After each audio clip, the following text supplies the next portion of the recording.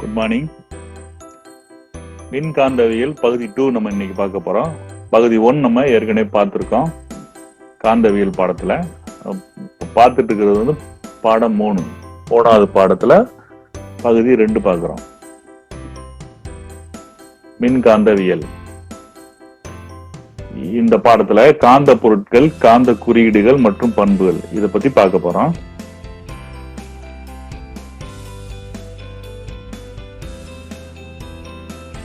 காந்த பொருட்கள், காந்த குறியீடுகள் மற்றும் பண்புகள்.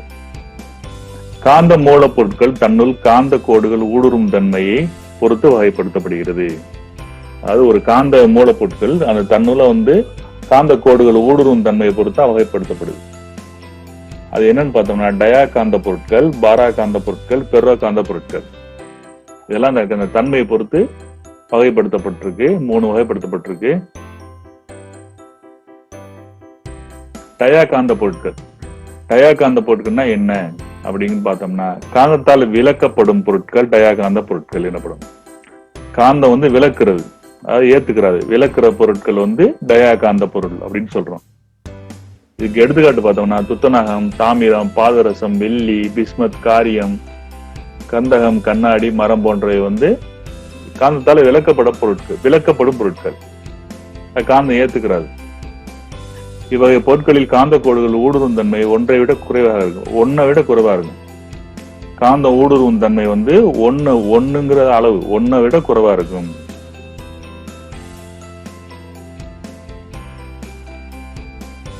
அடுத்து பாரா காந்த பொருட்கள் பார்த்தோம்னா காந்தத்தால் லேசாக கவரப்படும் பொருட்கள். அதாவது காந்தம் வந்து லேசா கவரப்படும் பொருட்கள் பாரா காந்த பொருள் என்ன சொல்றதா.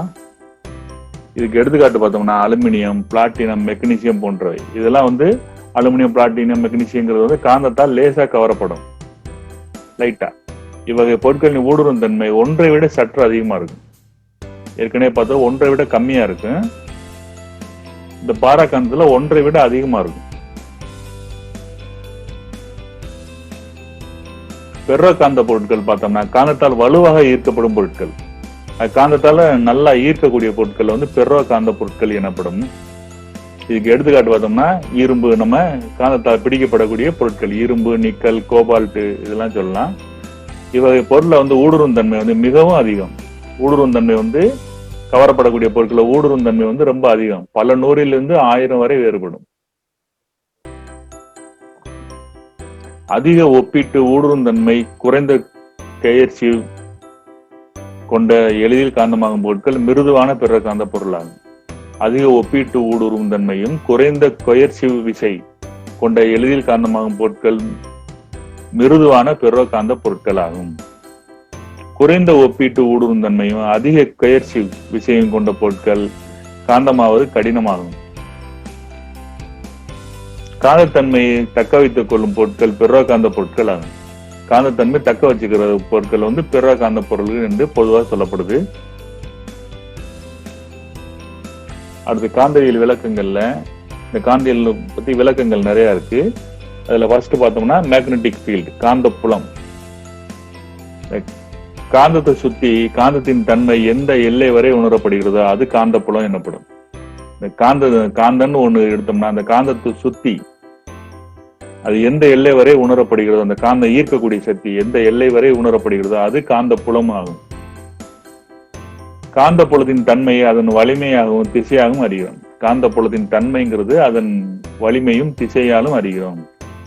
கண்ணால் காந்த புலத்தை காண முடியாது, ஆனால் உணர முடியும். கண்ணால காந்தங்கிறது இது பார்த்தோன்னே காந்தம் அப்படின்னு சொல்ல முடியாது, ஆனா உணர முடியும். ஏதாவது ஒரு பொருளை வச்சு பிடிக்கிறத வச்சு நம்ம என்ன செய்யலாம், உணர முடியும். அடுத்து காந்த கோடுகள், மேக்னெட்டிக் ஃப்ளக்ஸ். காந்த கோடுகள், காந்த விசை கோடுகள் வட துருவத்திலிருந்து வெளியேறி தென் துருவத்தில் ஊட்டு செல்லும். நார்த்து சவுத்து தான் இந்த காந்த துருவங்கிறது. வட துருவத்திலிருந்து வெளியேறி தென் துருவத்தில் தான் ஊட்டு செல்லும் இந்த கோடுகள். இந்த காந்தத்தின் உடல் பாகங்கள் வழியாக சென்று முற்று பெற்ற சுற்றாக அமைகிறது. ஒரு லூப்புங்கிறது அதாவது உடல் பாக வழியாக சென்று முற்று பெற்ற சுற்றாக மாறுகிறது. இதுக்கு வந்து க்ளோஸ்டு லூப் அப்படின்னு சொல்றது. ஒரு காந்தத்தின் உடல் பாகம் வழியாக சென்று முற்று பெற்ற சுற்றாக அமைகிறது, க்ளோஸ்டு லூப் அப்படின்னு சொல்றாங்க. காந்த விசை கோடுகளுக்கு துவக்க புள்ளி முடிவு புள்ளி கிடையாது. துவங்குற புள்ளி இங்கதான் ஆரம்பிக்குது, இங்கதான் முடியுது அப்படிங்கிற புள்ளி தான் கிடையாது. இந்த காந்த விசை கோடுகள் ஒன்றை ஒன்று வெட்டி கொள்ளாது, ஒன்று என்ன வெட்டிக்கிறாது. காந்த விசை கோடுகள் அருகருகே இருந்தால் காந்தம் வலிமையாக இருக்கும், நல்ல பவர்ஃபுல் காந்தமா இருக்கும். இதெல்லாம் காந்த கோடுகளுடைய விளக்கங்கள். இதனை கோல்டன் ரேஷியோ என்று குறியிட்டாலும் வெப்பர் என்ற அலகிலும் அழைக்கிறோம். அதாவது சென்டிமீட்டர் மில்லிமீட்டர்ங்கிறது அலகு சொல்றோம்ல, மீட்டர் மில்லிமீட்டர், அது மாதிரி இந்த அலகு வந்து வெப்பர். காந்தத்துக்கு வந்து அலகு வந்து வெப்பர். வடதுருவத்திலிருந்து 10 காந்த கோடுகள் வெளியேறி தென் துருவம் வழியாக நுழைந்து முற்று பெற்றால் இந்த golden ratio equal to 10 lines ஆகும். இந்த சிம்பலுக்கு பேரு கோல்டன் ரேஷியோ. இந்த சிம்பலுக்கு பேரு கோல்டன் ரேஷியோன்னு சொல்றது.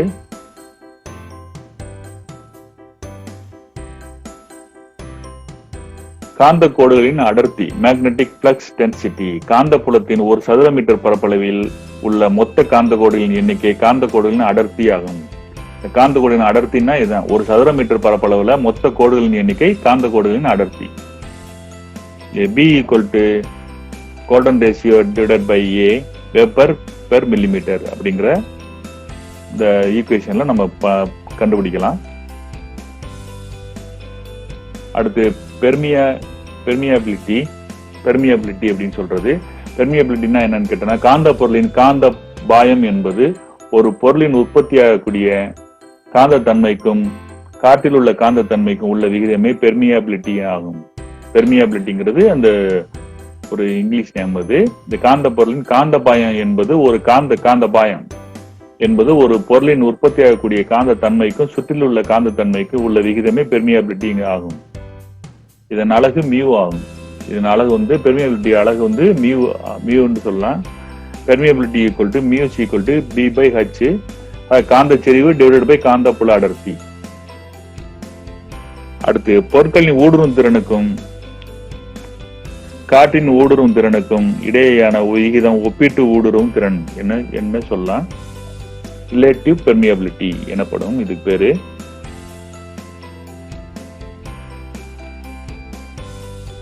அதாவது காந்தவியல் விளக்கங்களை பத்தி தான் இப்ப சொல்லிக்கிட்டே வர்றோம். அதுல ஒன்னொன்னா பார்த்துட்டு வர்றோம். காந்தமல்லாத பொருட்களின் ஒப்பீட்டு ஊடுருவும் திறன் 1 ஆகும். காந்தமல்லாத பொருட்கள், இப்ப காந்தம் இல்லாம சும்மா சாதாரண ஒரு இரும்பு துண்டு இருந்துச்சுன்னா அதனோட ஒப்பீட்டு ஊடுருவும் திறன் வந்து 1. காந்தமல்லாத பொருட்களின் ஒப்பீட்டு ஊடுருவும் திறன் மிகவும் அதிகம். காந்தமல்லாத பொருட்களின் ஒப்பீட்டு ஊடுருவும் திறன் எடுத்துக்காட்டுன்னு பார்த்தோம்னா, மிருதுவான இரும்பின் பெர்மியபிலிட்டி 8000, கலப்பு உலோகத்தின் பெர்மியபிலிட்டி 50000.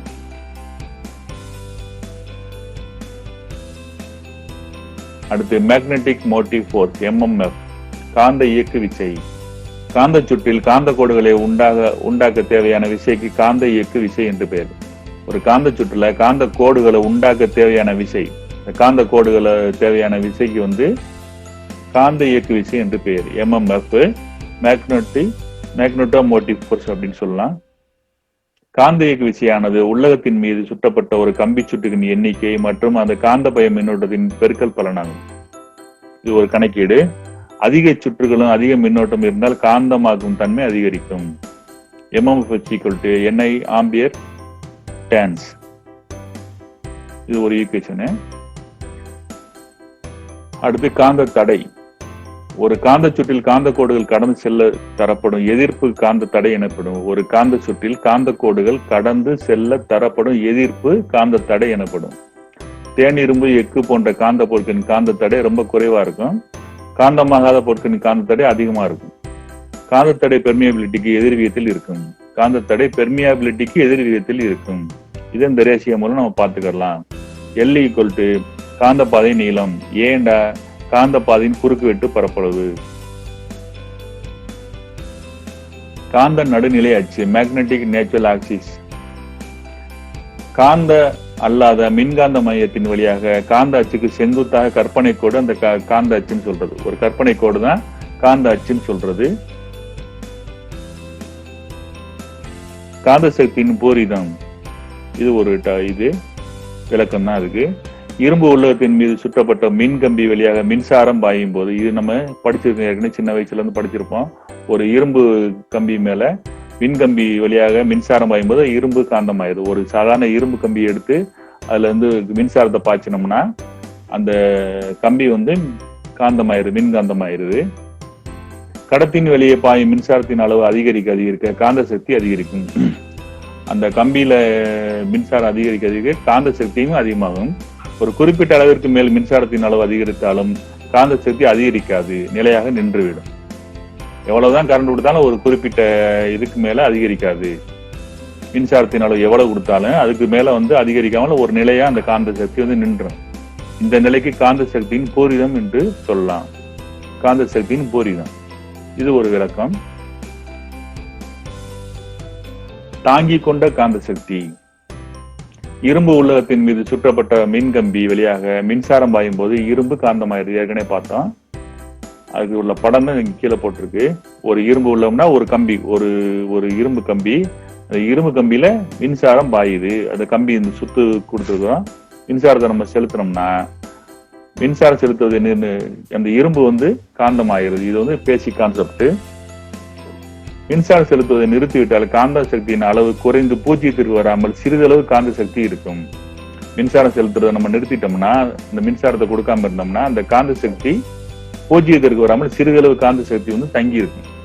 இதுவே தாங்கி கொண்ட காந்த சக்தி என்று சொல்றது. இது ஒரு விளக்கம். தக்க வைக்கும் தன்மை. அடுத்து தக்க வைக்கும் தன்மை. ஒரு பொருளின் மீது செலுத்தப்படும் காந்தமாக்கும் விசையை நிறுத்திய பிறகும் அப்பொருளில் சிறிதளவு காந்த சக்தி இருக்கும். அதுவே தக்க வைக்கும் தன்மை. ஒரு பொருள் மீது செலுத்தப்படும் காந்தமாக்கும் விசையை நிறுத்திய பிறகும், மின்சாரத்தை நிறுத்திய பிறகும் அப்பொருளில் சிறிதளவு காந்த சக்தி இருக்கும். அதுவே தக்க வைக்கும் தன்மைன்னு சொல்றது. ஹிஸ்டேரியஸ். அடுத்து ஹிஸ்டாரிசிஸ் அப்படின்னு சொல்றது. ஹிஸ்டாரிசிஸ்ங்கிறது ஒரு விளக்கம். ஒரு பொருளை காந்தமாக்கிய பிறகு அதை காந்தம் இல்லாது இருக்க செய்யும் போது செலவாகின்ற திறனுக்கு ஹிஸ்டாரிசிஸ் எனப்படும். காந்தமாக்கிய பிறகு அது காந்தம் இல்லாது இருக்க செய்யும் போது செலவாகின்ற திறனுக்கு அதை காந்தமாக்கிய பிறகு அது காந்தம் இல்லாம இருக்க செய்யக்கூடிய ஒரு திறனுக்கு ஹிஸ்டாரிசிஸ் எனப்படும். அடுத்து காந்த கோடுகள் கசிவு. பயன்படுத்த முடியாத மற்றும் தேவையற்ற இடங்களில் உருவாகும் காந்த கோடுகளை காந்த கோடுகளின் கசிவு.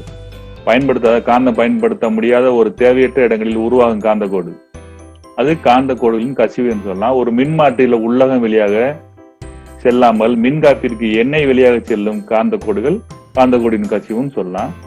அதாவது நம்ம ஒரு மின்மாற்றினா டிரான்ஸ்ஃபார்மர், இந்த டிரான்ஸ்ஃபார்மர்ல வந்து உள்ளகத்தின் வழியாக காந்த சக்தி செல்லாம எண்ணெய் வழியாக சென்றுச்சுன்னா அதுவும் ஒரு காந்த கசிவுன்னு சொல்லலாம்.